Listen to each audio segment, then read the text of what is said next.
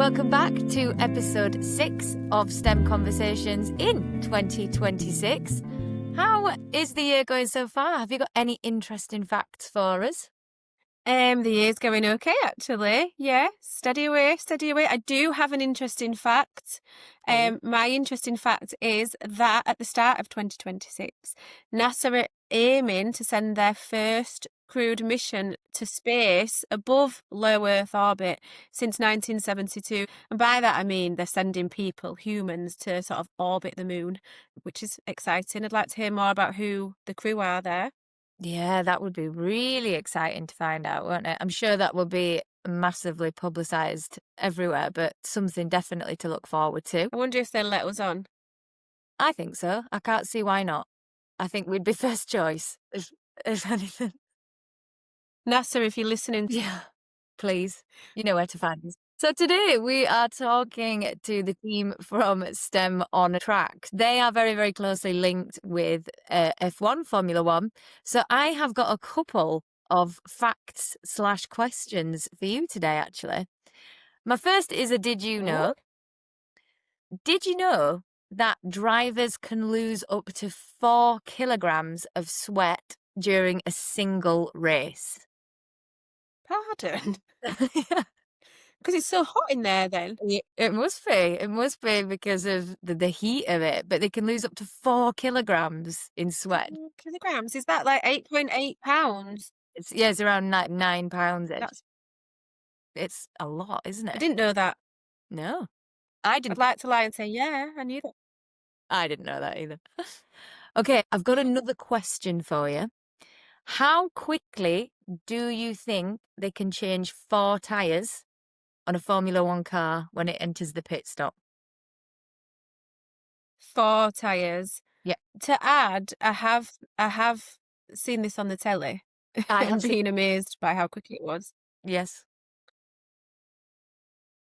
Is it a person per tyre? Is there like a team on each tyre, which is why it's quicker? I would say so, yeah. I'm going to say, I want to be realistic, knowing that it's not a quick job. I mean, I've never tried to change a tyre, but I've definitely seen people do it. But I also know it can't take a long time because it's a race. Let's say 90 seconds. 90 seconds. Is that your final answer? Yeah. Okay. The actual answer is 2 seconds. Where are you getting this information from? Facts. Oh my God. F1 Wow. facts. I wonder if the students that are taking part in STEM on Track could change tyres in 2 seconds. Well, it would take me about 20 years to change 4 tyres on my car, but I'm sure they're better than me. So tell me what your favourite thing about the episode was then.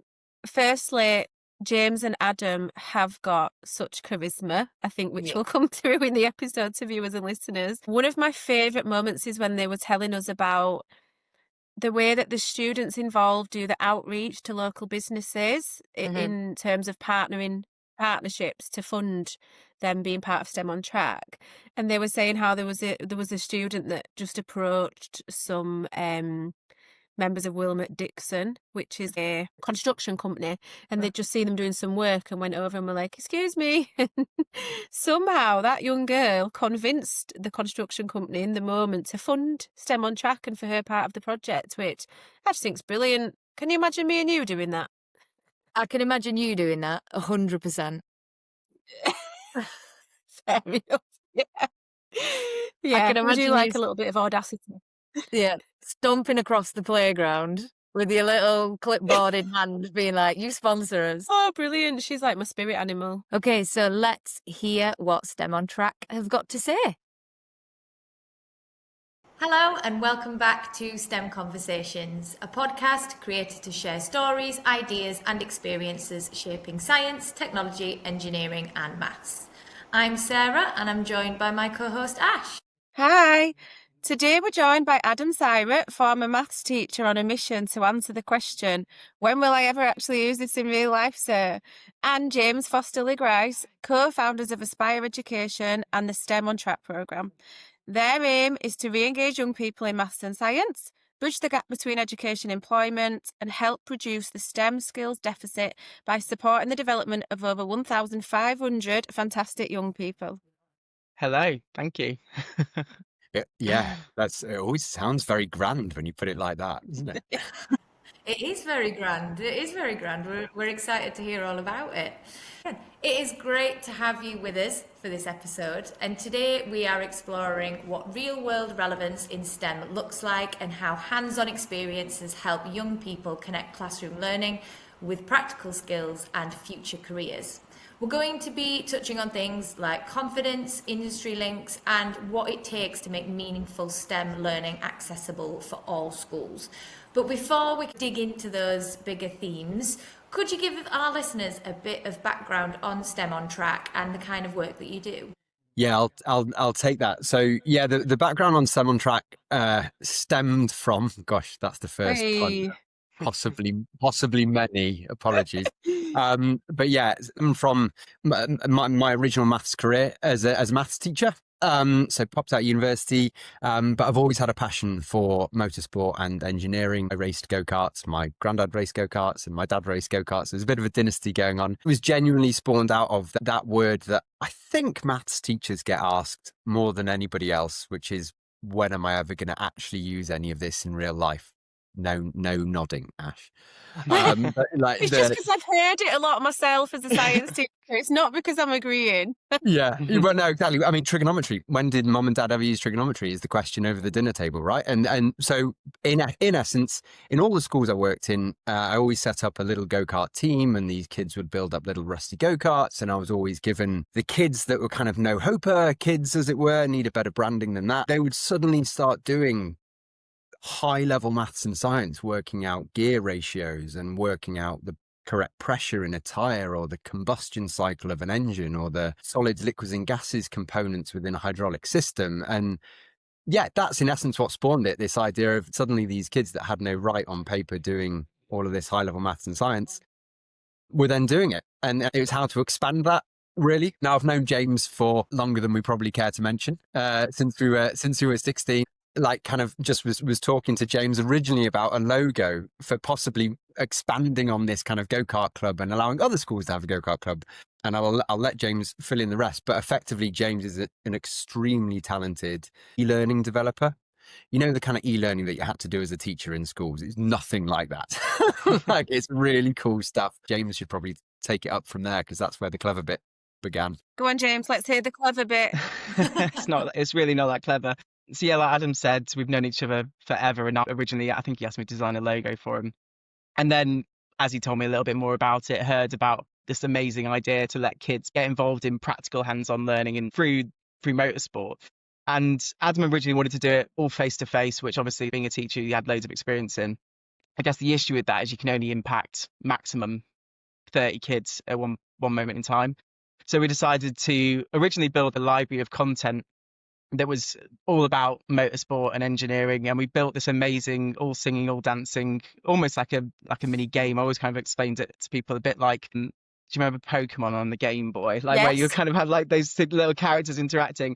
And we spent about 6 months doing it. And I think at that point we realized, actually, no one's going to pay enough money to do this long term, where we can afford to spend 6 months developing an hour-long resource. So it's blooming good though, wasn't it? It was really good. It's probably been used by about 10 kids, I think, in total. I want to see it. I want to have a look. Oh yeah, does it still exist? It does still exist. Yeah, we should definitely I think we've talked about sort of opening it up for free, haven't we, for a long time? Yeah. Just haven't ever got around to it. But then, yeah, after that, we realized we needed something that was more suitable for schools, that schools actually needed. And obviously schools already do a lot of enrichment and STEM clubs and things like that. So the next project that we worked on was STEM on Track, essentially allowing students to build up a racing car over the course of the year, but facilitated by this online platform, which is essentially a series of videos about Adam showing you how to put the go-kart together, but then equally, more importantly, in a way, these little gamified courses which teach the maths and science behind every little component that the students are building, all aligned to the curriculum. And that's kind of how it really got started. Can I just add, going back to what Adam was saying, when you were talking about you used to get the students that were, let's say, the more challenging students. Yeah. When I was a student in school, that group would always get to do the hands-on things, and the rest of us would feel a bit disgruntled. And I love that what you guys are doing now is for everyone. It's not just for a certain group of students. It's actually aimed at everybody. And yeah, I love that. the real point of inspiration was partly also me getting really fed up with STEM projects. So why don't you do a parachute with a little model and throw it off the balcony at school? Like, why don't you build why don't you build a bridge out of paper straws? Why don't you build the Eiffel Tower out of matchsticks? And we'd all come out of this room going, big Ofsted tick, haven't we all done STEM? Aren't we legends? And actually, it was just a sea of Pritt stick and glue and sellotape. But the bit that James said there, the way that we grab a point on the maths and science curriculum and really rubber stamp it over the top of a practical bit they've just done, I think that's the bit that is just lost in the bridge out of paper straws. How much maths and science and STEM is actually getting done in this STEM activity. And it is that real world relevance, isn't it? It's something that can be a struggle to really get it across to students, to pupils, that what they're doing is something that could be a career or could be something that they look at later in life, but this makes it really clear, really concrete. You're going to get me off on a rant here, but like, it's not enough as a teacher to just do a STEM activity and hope that the kids just realize that they're doing maths and science. I think, like, when you don't know that trigonometry is called trigonometry when you're a kid, just do, like, you have to really signpost to them that what they've just done is to do with solids, liquids and gases. What they've just done is to do with area of circles, to do with ratio. Like, you have to really slam it over the top because they don't know the curriculum. They're just doing it. Look, we've done it with go-karts and that's really cool, and that was because we were passionate about that side of things. That leads me quite nicely onto my question, actually. From your work, what aspects of real-world project-based STEM tend to resonate most with the students? Yeah, I'll take that one then. So I think there's a few things. I think the key word there is project-based. You know, we never do anything outside of school in a vacuum. Like, no one at work is just sitting down and doing pure maths, or maybe some professors are, but the vast majority of us do all of these subjects like entwined. And that's kind of the key thing that we've tried to instill, is the fact that it is project based and that they're working towards an end goal that isn't just an exam. So, you know, the end goal of ours is they actually get to see this thing that they've spent a year building out on track with their friends or themselves, sat in the driver's seat going around the track in it. And I think having that end goal is so important for the kids that are slightly less academically minded and having these little micro losses where they're not doing great in exams or assessments. Having these wins throughout the year where they're finishing a component and then the ultimate end goal of having completed something and feeling that sense of achievement. I think that's really what resonates with a lot of the students on STEM track. I love that term you just used, micro loss. I think I'm going to adopt that one. Yeah, haven't copyrighted it or anything, so you're free to use it. We're all welcome to micro losses. Get it in quickly. Yeah, I think it's so cool as well that you can imagine in the I'm going to say children. I'm sorry, we do this every podcast. I'm from a primary background, but I imagine they absolutely love the fact that they can. Do they race it at the end? Do they drive it around a track? That is the big crescendo at the end. Yeah, absolutely. They get to test it, and then they go back to their schools and do some performance-based modules. So they've built the thing, then they do some performance-based modules that teach them about tire pressures and fuel loads and gear ratios and things like that, and then they all come back for what we call the national finals. We try and like brand as a big celebration of education and what they've achieved, and yeah there's a little bit of racing in the corner, because it should be a celebration of what they've achieved, and it absolutely is. There's a very competitive race that goes on at the end, and when I say competitive, I mainly mean the teachers. So how would two very well respected podcast hosts get an invite to such an event? That is a good question. Main question. Well, we keep on calling it the VIP area this year, which absolutely is the VIP area. Scale it down a little bit from Abu Dhabi Grand Prix VIP areas, more I'm a kind of with high expectations. Okay, well, we shall meet them with biscuits and tea rather than champagne and caviar. But you're very welcome. And Beyonce will be there. She will be there.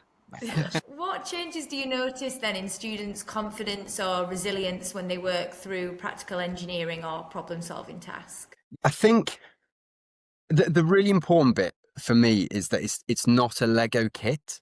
It's a real thing. Like, what they often encounter is proper real world manufacturing tolerances, and that you might need to get the little file out and file it down slightly for it to slide on. And it's those, if James was talking about micro losses, it's those micro victories that they won at. Having been into the schools, it seems quite contagious, that idea of having those successes, rather than it just, it's the Insta versus reality thing, isn't it? If they look and see, oh, the praise or the success that person's had by having the little struggle, the little micro struggle, that seems to build throughout the year. I'm imagining me and Sarah attempting to get involved and make these, and I think it would be quite hilarious.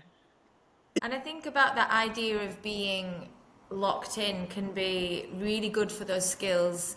I know that I find it increasingly more difficult at the minute to focus on something completely without being distracted. This project that they're working on, where they can focus completely in on that and then have that achievement, I imagine really builds that self-confidence, really builds that self-belief that science is for them, STEM is for them. Yeah, absolutely. And not just maths and science is for them, but in some instances, school is for them. The first year we ran it, we had 25% of the schools on board were either alternative provisions or PRUs or SEN. So in some instances, it was used purely as an attendance tool to get kids back into school, and then sneaking maths and science in through the back door. So yeah, it's not just about STEM being for everyone. It's, also school, which at the minute is a critical point, isn't it? We've got more kids than ever that don't feel like school is necessarily for them. So have you observed any moments when a student's interested in STEM really switches on, and what usually sparks that?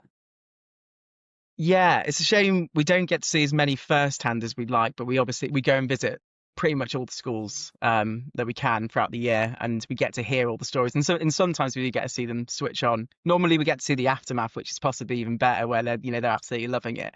And I think it's that it's hard to pinpoint one moment, because obviously every kid's different, and the program is trying to cater for as many different kids as possible, really, to try and make it as accessible as possible. So the first time they log in, they get a choice of being an engineer, a marketer, a driver. So they get a choice of these different roles, and they all still build the cart together, but then they get these little, like Adam always describes it as side quests, where they'll be designing a team logo or designing the graphics kit or building a stand for it to sit on, and all of these other little side bits that they do.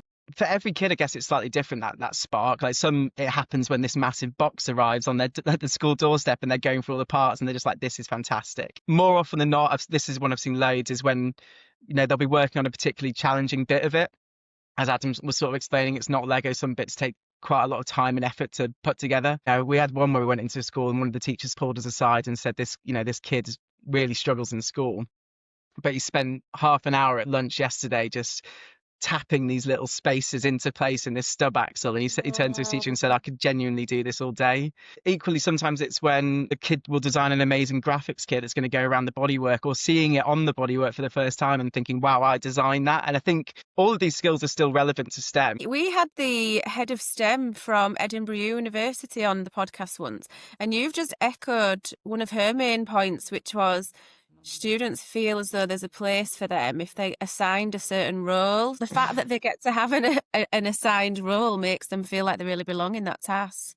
Don't we all in work? There's lots of real world models, I guess, that we're using, but part of the mission as well is them being, or STEM needing to be for all. Like, it needs to switch all the kids on, not just the kids that already like maths and science. A lot of STEM is quite academically elitist. It's like, okay, the robotics kids, the coding kids aren't necessarily the same kids that are brilliant with a spanner in their hand. They might be. And a lot of it is targeted at those already academic kids. And I think then the kids that are less academic think of STEM as being academically elitist. That's when I like watching them switch on, when the kids that aren't traditionally STEMmy then get involved. And with that as well, I think another point where they switch on is actually working with kids that they wouldn't necessarily normally work with, because the project's quite exciting, and quite often it's done as a club, so the kids are volunteering themselves for it. They'll put themselves forward even if necessarily not all their mates are doing it. And we've visited loads of schools and spoken to loads of kids where they're like, do you know what, I never thought I'd actually get on with them, but working on this together has been great. Again, it's all about everyone having a different role, a different skill set, different talents, but being able to all find a place where they can actually work together. That sometimes flips the switch for people. And it is very much that idea of community, isn't it? We've touched on this a little bit already, and it might be that you want to add a few more things here, but how do you think these kind of experiences support students who may not always feel successful in more traditional academic settings? The summary of before would be making them feel like they belong in school. I was really lucky, right? I was good at maths and reasonably good at English, and I was kind of reasonably good at everything. So all the way through my day, I was walking into rooms where I think I could perform. Or at least I wasn't scared that I would be underperforming, like massively, other than PE. PE was just terrifying, right? No. I hated PE. I love PE. No. Yeah. I did sports BTEC, so it's not quite the same as GCSE PE. But there was the football lads that were really good at football, and you had to go in goal. Yeah. Anyway, back to the kids. So for them, they must be walking into maths like I felt in PE. And actually for them to walk into a room or know that at least at some point today, they're going to walk into the room and go, yeah, I'm really good at this because I was good at it last week and I was good at it the week before. And actually they're presenting them with the opportunity to have those wins. That's the really cool bit. We had a discussion in the last episode that we recorded actually about maths anxiety.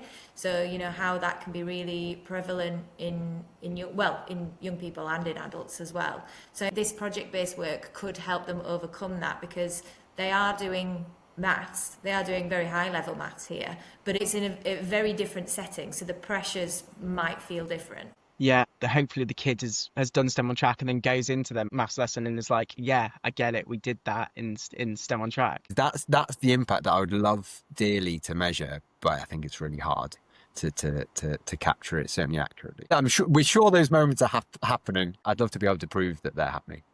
Or even the other way around. Even some students might come to you having struggled with a concept in science about pressure, for example, and then they come to you and they start working with the tyres and then they think, oh, wow, this is actually what my teacher was talking about in science. Now I get it. So I am sure that it helps both ways. Tell you what, look at you talking about pressure and tyres, Ash. Yeah, you know, I'm a science teacher. How effectively have local schools been able to engage with the business community, and to what extent are businesses demonstrating a willingness to build meaningful long-term partnerships? Yeah, that's a really nice long question. Thanks, Ash. No problem. No, it's an interesting one because it's something that obviously we really wanted to embed into the programme. But having schools and particularly kids reach out to local business and say, can you sponsor our, activity? There's a level where you could be setting them up for a failure. We personally go out for sponsors, and we know, particularly with like the economic climate, how difficult that can be. So when we designed this particular part of it, we wanted to make it as easy as possible, scaffold it, give them the best chance of success as possible. From the schools that we had last year, and when we surveyed them, I think it was 62% got between 75 and 100% of the funding through sponsorship. So like another way of putting it, I guess, is the majority of the schools only paid a maximum of 25% of the cost of the programme, which absolutely blew us away. Part of that is obviously just the kids and teachers being absolutely amazing and going out and working really hard to get sponsorship. And then part of that is, purposely designing it to be as simple and easy as possible. And we do that through one of the roles that they have. They actually do a whole sponsorship course. They do 5 modules where it's got things like email templates, Canva templates, so they can just literally edit them and send them out. Having something where it's as easy as possible for industry and schools to engage with each other is, I think, what's absolutely critical, and to make that gap as small as possible so that industry can very easily engage with schools. And we had a great example of it recently. We went up to a school called Durham Academy. And one of the young girls there, the teacher was telling us, she'd done a couple of the courses online and actually walked across the school car park to this massive building site where Wilmot Dixon were building a new part of the school essentially. And she tapped on the railings and sort of said, can I speak to someone? And then off the back of that, Wilmot Dixon came into school and committed to giving some funding to help with the project. She thought, they're building a new part of the school. They're going to be interested in supporting us. And she went and tapped on that railing and got some support. So she did an amazing job. That's brilliant. I'm now obsessed with this girl. Well, we do a monthly socials thing called Classroom Heroes, where we either highlight a student or a teacher that's absolutely smashing it, and she's our classroom hero for November. Oh, we'll look out for her then. I think it's probably as important as ever that we can try and get industry to engage in education, because obviously as budgets are getting cut in education and it's leaving holes for these sort of enrichment activities or putting kids outside of places where they would have had these meaningful experiences, it's great that industry is stepping in and filling that gap and providing more support to schools. Would you like to highlight where the biggest opportunities are to make STEM pathways clearer and more accessible? To go back to something that Adam said earlier, I think one of the areas where STEM is kind of maybe not doing great at the minute is with those kids that currently don't see themselves as super academic. So we need more practically minded kids. We need more T levels and apprenticeships, and they're all things that industry can support with. But it's also a tough time for industry. They don't have loads of time and resources to put towards creating educational outreach. I think the biggest opportunity is in the crossover area with things like us, or you might have heard of F1 in schools, and there's coding projects. I met someone at Vex Robotics that do a great robotics competition. These areas where it's already really planned, it's already really impactful for both the school, but equally impactful for industry in creating a bit of a talent pipeline. I thought I was just listening to a podcast then. It was Yeah, wow. You've got such a podcast voice. Don't be stealing our audience, making your own now. Yeah. Sorry. I genuinely don't have anything to add. Like, it was really nice to answer. That's doesn't happen very often, so I'll take that. Adam hasn't got Let's all run with that as a win, shall we? So what have you learned about making practical STEM opportunities accessible to schools with very different levels of resources? Yeah, that is a good question. I mean, I was teach first trained, so was plunged into an inner city Bradford school in special measures, and was kind of frequently told, make sure you print stuff double-sided, make sure you collect all the whiteboard pens in, because there is no budget for whiteboard pens that you cannot buy anymore between now and September.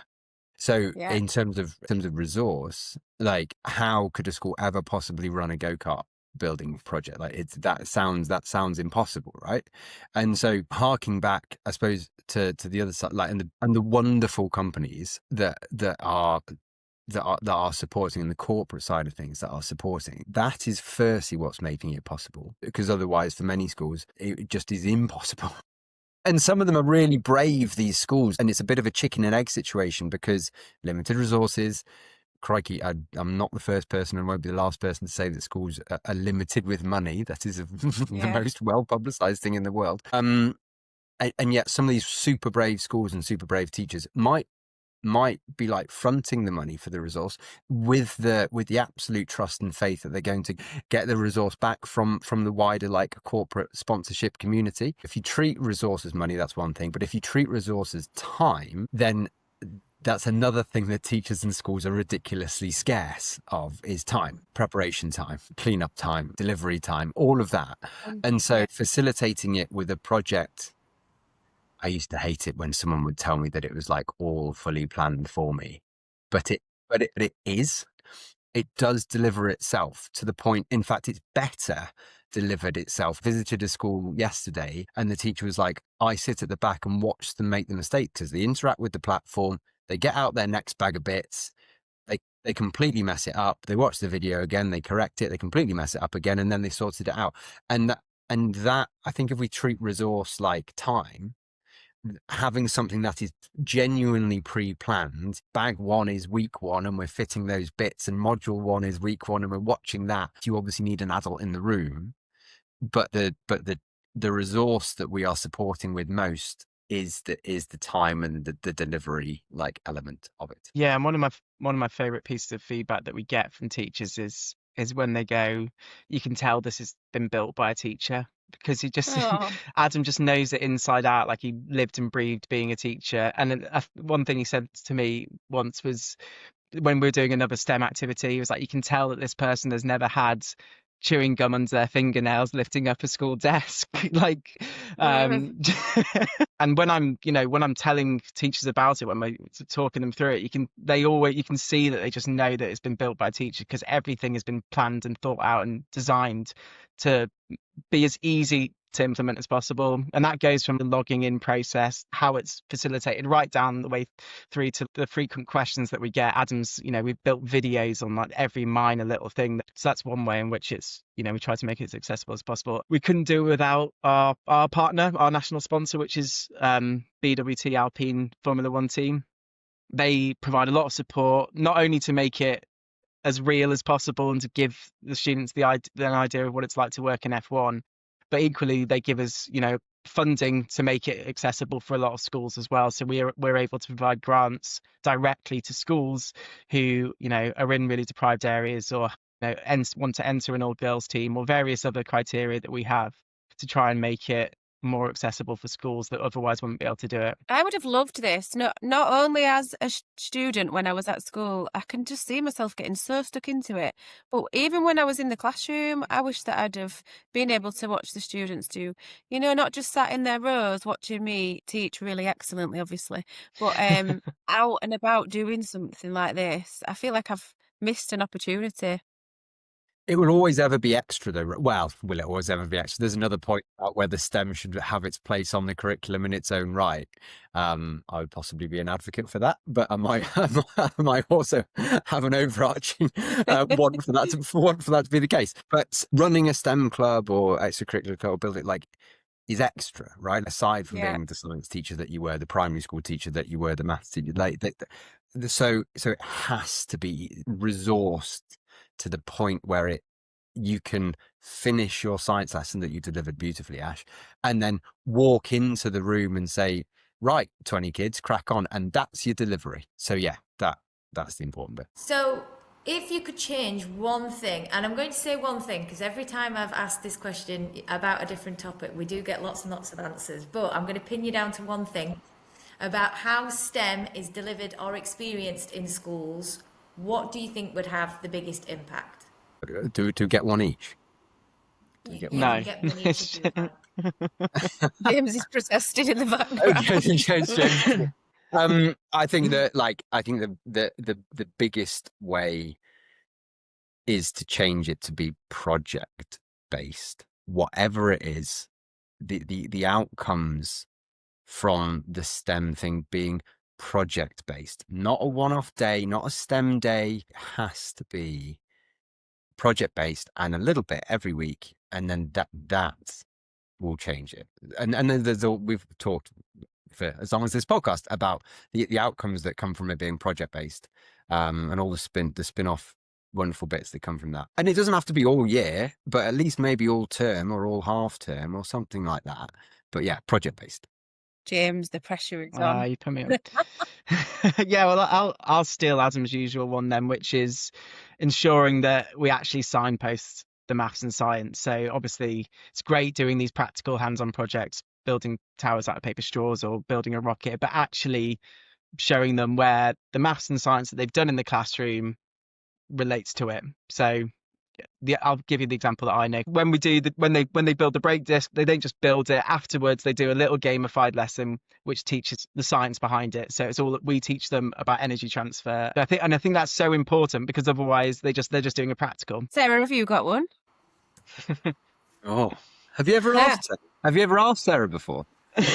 No, we've not done. Oh no, we've had one where a podcast guest asked us the same question, but I've not been asked it from Ash. Yeah, go on.